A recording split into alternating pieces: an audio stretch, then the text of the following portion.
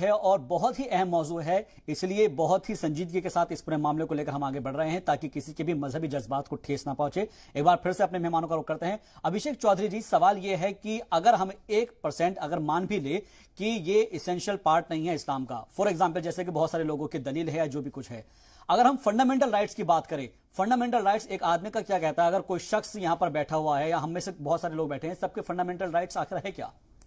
जो fundamental rights हैं वो हमारे संविधान में अंकित हैं, जिसमें आर्टिकल 14 से समानता का अधिकार, उसके बाद 15, 16 हमारे employment, freedom of speech and expression, article 19, फिर आर्टिकल 25 फ्रीडम ऑफ प्रोपोगेट, अपना रिलीजन किस तरीके से आप उसको फॉलो करना चाहें, आप इबादत कैसे करना चाहें, वो आपका व्यक्तिगत है। तो इस तरीके से फंडामेंटल राइट्स के बारे में संविधान ने इसके बारे में कहा है।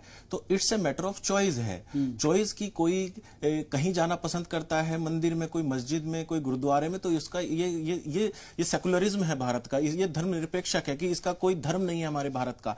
तो इसीलिए सुधांशु धुलिया जी ने कहा कि जो हिजाब रो है ये एक मैटर ऑफ चॉइस है, ये लड़की खुद डिसाइड करे कि उसे हिजाब पहनना है या नहीं, ये थोपा ना जाए। तो एक बहुत अच्छी, मेरे एक क्लाइंट ने मुझे कुछ लाइन भेजी है, तो मैं चाहूंगा कि उनकी मैं आपके चैनल से उसकी बातों को चैनल के माध्यम से बता सकूं। उन्होंने कहा, खूबसूरती है मेरे वतन की रंग बिरंगे रिवाजों में, खूबसूरती है मेरे वतन की रंग बिरंगे रिवाजों में, चाहे कोई तंग कपड़े पहने या कोई रहे हिजाबों में। तो ये उसकी चॉइस है, तंग कपड़े पहने हिजाब में रहना है, क्योंकि खूबसूरती है मेरे देश की।